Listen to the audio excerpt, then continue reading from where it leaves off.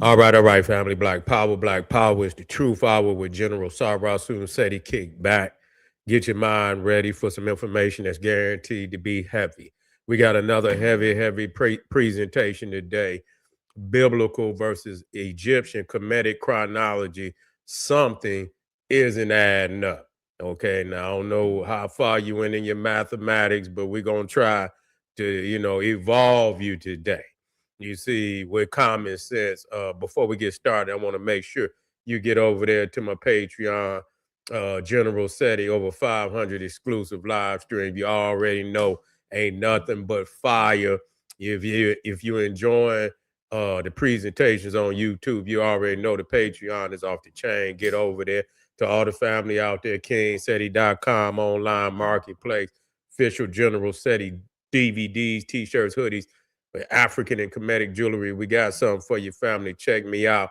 Also, you can become a member of my YouTube page, General SETI, Sarasun SETI, and get access to exclusive material. And please get a video a thumbs up. Like it because you love it. Share it with your family and friends. Comment. Just don't say nothing stupid because you will get banned. Now, I love this, family, how we step off into this chronology. You see, and so that we can understand, what's really happening right before our eyes. I mean, you're getting tricked out of all your little knowledge. You're getting tricked out of all your little knowledge, man. You want to, and it's when you know the truth and you understand the mathematics of reality, you just got to accept it for what it is. You can't no longer say, oh, I got faith. And no faith in what? What you got faith in? You know, that this is a lie, that is chronologically out of step with reality. So let's start with something. And see, I love it because the chronology of the Bible is given to us by Judaism and Christianity. Yeah, so I don't want nobody to, somehow, say thing because they're always trying to blame something on the African centered community. Say, oh, y'all made that up. No, come right about the seminary, the synagogue. You see, that's exactly where these numbers come from. And so, I always go in there and try to make, sense of this, and to show the people how far out of step they are. They're just not out of step, you far out of step. Now, what's crazy is this. Now, number one, year number one, when God created the world, I don't know how they know this. I don't know how they know that, but I guess they had a calendar on day one because it never said Adam and Eve knew how to count. I don't know who was counting. I don't know if it was, I don't know if it was Cain and Abel. Couldn't have been Abel because he wasn't able. You see what I'm saying? Abel wasn't able, he was disabled, so it wasn't able. So, I'm trying to figure out who, because it had, if you know what day one, you had to be a day one. You had to know when day one was. Then start counting and then pass the count to the next man. But nobody ever told, I never read where Adam and Eve was counting and, this is day one and then it created a calendar. Never heard of that. But somebody was counting because they say day one, when the earth was created, I guess they was out there floating around in outer space somewhere, and, with them a little notebook and they was watching God create the world.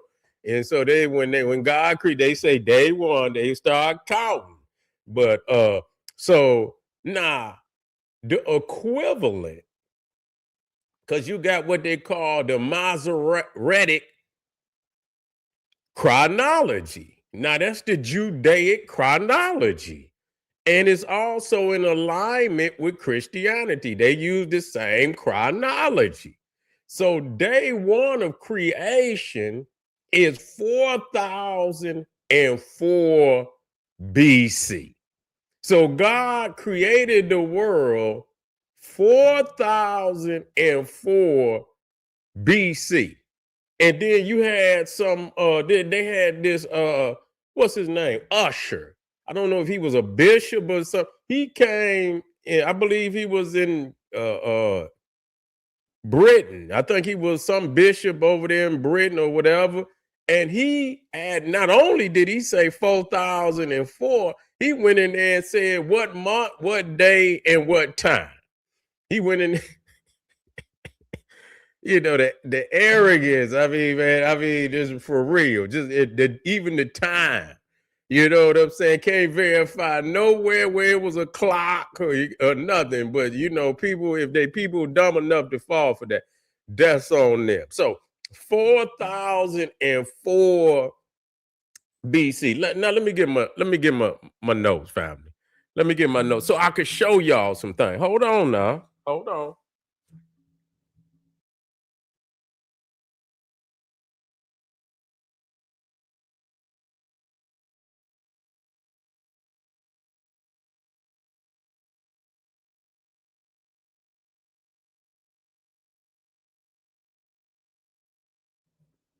So now in 4004 BC, God created the earth.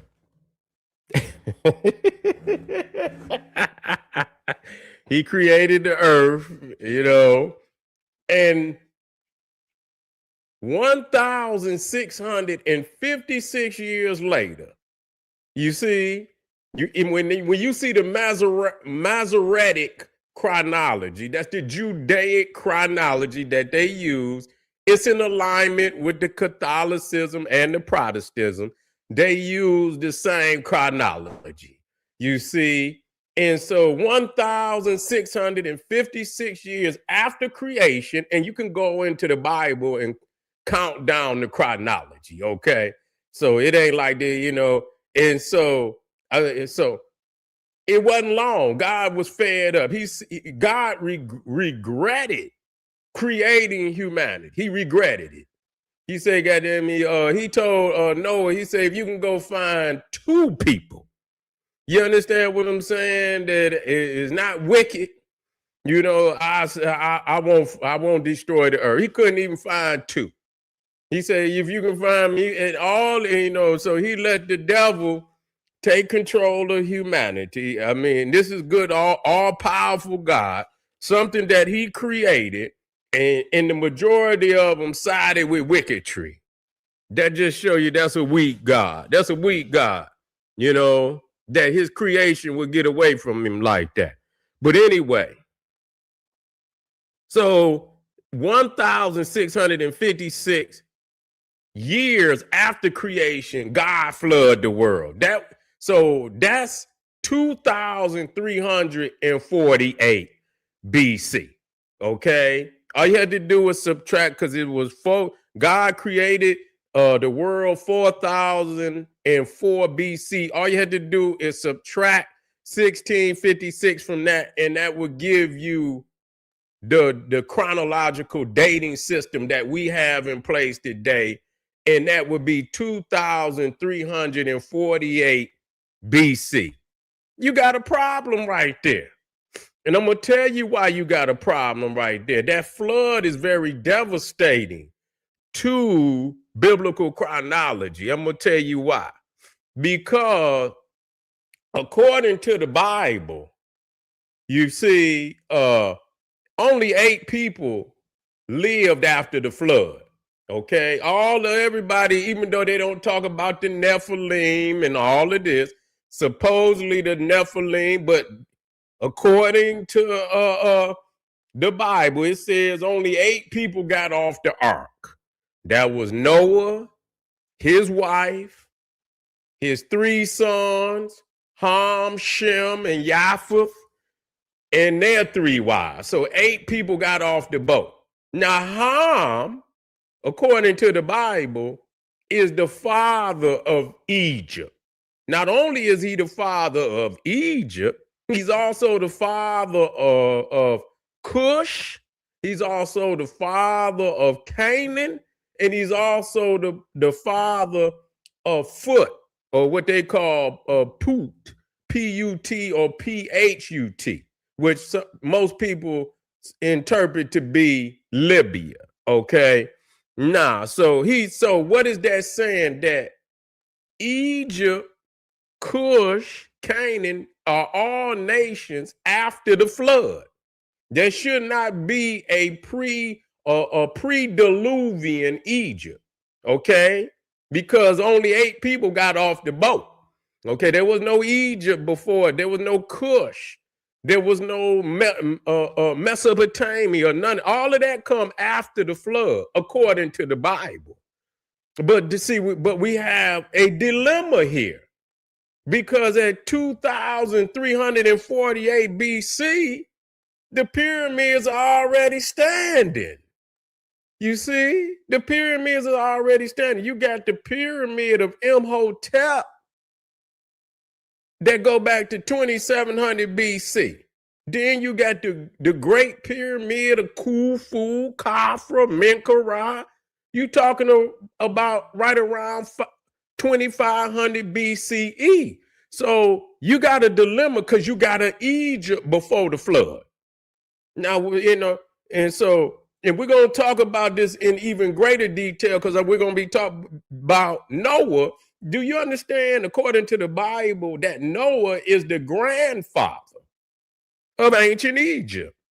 That's Egypt's grandfather. And Kush, that's his grandfather, Noah. You see, the good old granddaddy that cursed the hell out of him. curse Ham, curse Canaan. You see, you understand what he didn't curse Egypt, but God, all the children of Ham in the Bible is cursed. Even the grandbabies, everybody in that bloodline was cursed one way or another. And so, see, that right there is a serious dilemma. Now, even if you talk about Noah being the grandfather, according to the Masoretic Judaic chronology, Noah was born around 2948 BCE. You got a dilemma right there, because you got Narmer, who takes the throne around 3100, 3200 BCE in Egypt. You see? And his grave is there. I ain't never found Noah's grave. They got some rock formation up in the Caucasus Mountains that they saying is Noah's Ark. Anything that they could fool you with. They got some stone, some rock, formations that suppose, and they know it ain't no Noah's Ark, but just to keep people believing in something, they'll put things out there to confuse the mind and lure you in, so you can continue to believe in garbage. That's But so here it is, you got, and this is very significant. This is very significant, how I'm showing you that Africa is not just, Africa is far older than the Bible by thousands, and you can't even document none of this. You see, you can't document. If I can find Narmer's tomb, why I can't find Noah? You see, why I can't find Abraham? Why haven't they found any tomb of any prophet or biblical king? They have never found the tomb of Solomon. They have never found Hezekiah. You see, they've never found that's fake Disney World tombs over there that you see, where you go in there and they say this is the tomb of Isaac and Jacob. They got the tomb of the patriarchs over there. Ain't nothing in there. That's Disney World. Ain't a bone, ain't a scroll, ain't nothing ever been found over there. That's Disneyland, you see. So, they make things up so you could come over there. They're just like when you go to Disneyland, they got the castle, and then you can go around there. They got Daffy Duck house, and then you go around the corner over there. Then you walk way down. You got Minnie Mouse house, and then you keep going. You know they got a house for Goofy. You know, and so what they do is they go into the Bible and things that's supposed to be in the land they created, and they put, you know, and this was John the Baptist. You know, this is John the Baptist lived over here, you know, and smoked the blunt over here. Or, you know what I'm saying? They just make up stuff, you know, and that's something that you know, I see where I was looking where Jesus supposedly went to Egypt when he was a baby, and you know they got stations where the Holy Family supposedly has stopped in all these different towns. So they make sure you go from north to south of Egypt, going to, I don't know if it's 25 stations, but this is economics. They say, oh, well, Jesus slept by this, or Mary slept by this tree. And so you got to go to this city and the tree and venerate at the tree. And it's a whale over in this city, and say Mary washed the clothes of Jesus in this whale. And so they go to the whale, and you know what I'm saying? And so this is what they do to keep you indulging in this stuff. And so we see that, you know, and see, the thing is, and why I keep y'all with the chronology of the Bible, just like I keep telling y'all that Exodus is the first book of the Bible, not Genesis. Y'all got to quit starting with Genesis. You see, you have to start, if you're in chronological order, you got to start with Exodus. And that'll show and prove that Egypt is thousands of years older than the lie. You see, even based on the Bible. See, people go and they jump right and say, in the beginning, God created. Ain't no book, you know, they just made, people can create stuff like that every day, all day. You see, that don't mean that they wrote it in the book. Who was there in the beginning? Wasn't nobody there in the beginning. Where was you sitting? How could you even see if you wrote it down, you know?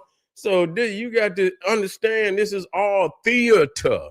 You see, this is all theater that people, you know, they write to engage your mind and pull you into a matrix in order to, but, you know, just to understand that, you know, the first Exodus being the first, and I gave y'all the chronology of the life of Moses and showed y'all that, you know, Moses didn't write, so according to the book, didn't even write the books into the last years of his life. You see, the first 40 years of his life, he was an Egyptian. That's what the Bible said. Say he, you know, when Moses was a full 40 years old, it came into his heart to visit his brethren, the children of Israel. See, when you put the life of Moses in chronological order, you will see that the first 40, there wasn't no Bible. Didn't nobody know nothing about no in the beginning, except in the Kemetic sense. You see, he didn't know, it wasn't no in the beginning. Didn't nobody know nothing about no Noah? Didn't nobody know nothing about Noah being, the Egyptians never said nothing about Noah being their grandfather. You see, you can't go into Kemetic studies and find what Ham is their daddy. They forgot that. Now, if that was true, how in the world could you believe that they would not mention Noah and mention Ham and all of that if that was real? So nobody ever knew no Noah, no Ham, no Jacob, no Joseph, none of that. No Isaac, no Rebecca. You know what I'm saying? No Hezekiahs, no Joshua's, or none of that. You see, when the book Exodus opens up, because the thing is, I teach you from a basis of proper understanding. When you go even into school and they teach you how to write a story, and they give you the different parts of a story, and one part of the story is your setting, your place and your setting. What time period is it? You know, you can write a book on history, you can write a book on the present, or you can write a book on the future. And so people got to understand that the place and the setting of a story is not necessarily the publishing date. You see, so if you go and open up a book and it take you back into the past, say 10,000 BC, you can't fall in and believe that's how old. You got to go to all you have to do is go to the publishing page, which is the first page in the book, and you will see it say, oh, it was published in 2005. And so though it's talking about something in the past, you see, it was published in 2005. It wasn't published 10,000 BC. And that's where people get caught up. So even if you understand that, even if Moses was the publisher, we're just saying that hypothetically, you see, you cannot put Adam and Noah and Abraham before Moses. Nobody ever wrote of those characters except for Moses. Noah ain't never wrote no book. Ain't nobody ever said Noah wrote no book or Abraham wrote no book. It was Moses that wrote the book. So even though it says that Noah is older than Moses and it says Abraham is older than Moses, the shit wasn't published. Nobody knew of them until Moses. So you cannot put the publication before the publisher. So when you go in there and understand that, and you go into Exodus, and when Exodus opens up, Moses is a baby. Ain't no Bible, ain't no Exodus, ain't no Leviticus, ain't no Numbers, ain't no Deuteronomy, ain't none of that. He don't write that into the last periods of his life. But Egypt is already got pyramids and temples and pharaohs and already in existence. They ain't talking about Noah. They ain't talking about Abraham or Adam and Eve. So you see, they've created Genesis. Do you understand what I'm saying? To throw something in, a monkey wrench into the dilemma that they was in, because they want to control the narrative. They want to control the frame, and they know they didn't have the frame. So in order to control the frame, they created Genesis and say, oh, this is the daddy of Egypt and all the African nations. They came after the flood, and you got these goat herders walking around early in time. And by the time Moses even, and we already know Moses ain't wrote no book, but they say he wrote it. So we had to at least start there with Moses. We know Moses ain't wrote the book. I'm just saying hypothetically, you would have to start with Moses. And so because we understand he wrote that book in the last period of his life, the last 40 years of his life, when Exodus opens up, we have to understand there is no Torah. It's none of that. Only thing is his education in Africa, and that hurt them. That put them in a dilemma, because it showed that the Bible started in Egypt. When Exodus opens up, they are in Egypt. You see, they are in Egypt learning. They are in Egypt getting an education. And so, they stealing and rewriting the narrative but they say God gave it to him, because we know you ain't got no civilization. People, where you get this from? Y'all goat herders. God gave. That's a thief. When a thief ain't got no development, and you put them on Front Street and say, well, how did you develop this? Oh, God gave it to us. Yeah, it would have to be God, because you haven't shown no evidence of this type of development nowhere. You ain't got no books. Y'all goat herders. Goat herders don't create books. Where a goat herder gonna put a library at? They out in the desert. What they gonna do with some books? They ain't had no book. They ain't had no alphabet. You understand what I'm saying? All they got is sheep and camels and tents. That's what they got. And so, so anything that you put them on Front Street, and they ain't got no development whatsoever in that, whether it be architecture. They say, oh, the Hebrew Israelites built pyramids. They built temples in Egypt. But goddamn, why you didn't build none in Israel? Where your temples at in Israel? Which y'all forgot the knowledge? If y'all was pulling, they got tombs in Egypt. Why? I mean, you should be comparably, on that level where you could at least build a tomb for your prophets and your kings of a certain level that you could say, hey, this is where my King David was buried. it might not be exquisite like in Egypt, but you was there for over 430 years. You should have learned something. So where is the tombs? If you built tombs in Egypt, you built pyramids, which the Bible never says they built pyramids. It said they built temples, and it said they used mud and straw. It didn't even say they used stone. So y'all talking about building on, I don't know what they was building, because majority of the things that still standing in Egypt was built with some stone. You see, so that right there is another testament of how they making these things up. So when you look at the discrepancies of the chronology of the Bible and reality, you know what I'm saying? You talking about the flood, and right after the flood, I mean, you already got Egypt. Really, it wasn't long after the flood. You talking about Abraham was born 200, according to the Masoretic text. He was born about 300, almost close to 300 years after the flood. It was already in Egypt. It was already in Egypt 300 years after the flood. It was all because when Abraham came in, he came into the land of Egypt. They had already reached nationhood.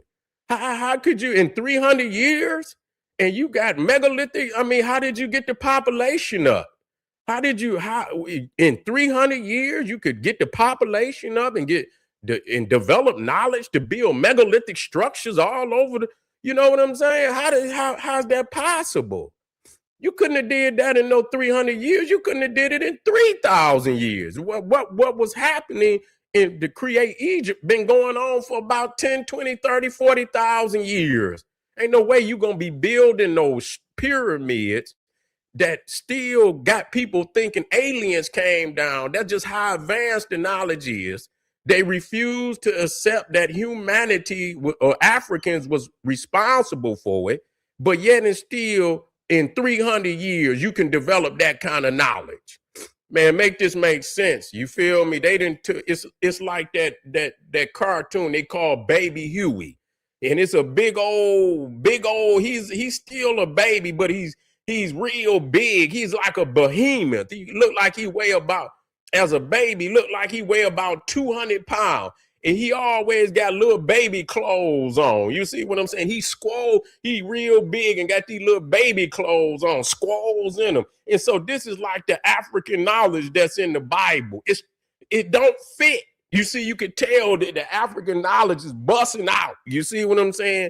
That the clothing, the literature, the stories that they trying to wrap around African people is too small.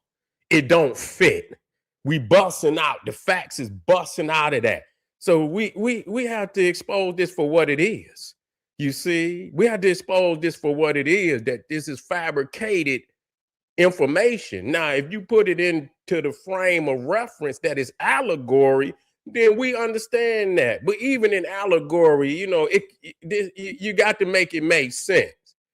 You got to make it make sense. And our people have developed far beyond the chronology of the Bible now, and anybody else that is still caught. This is like you time is not your friend. I can tell you that. You see, you will be left behind in time.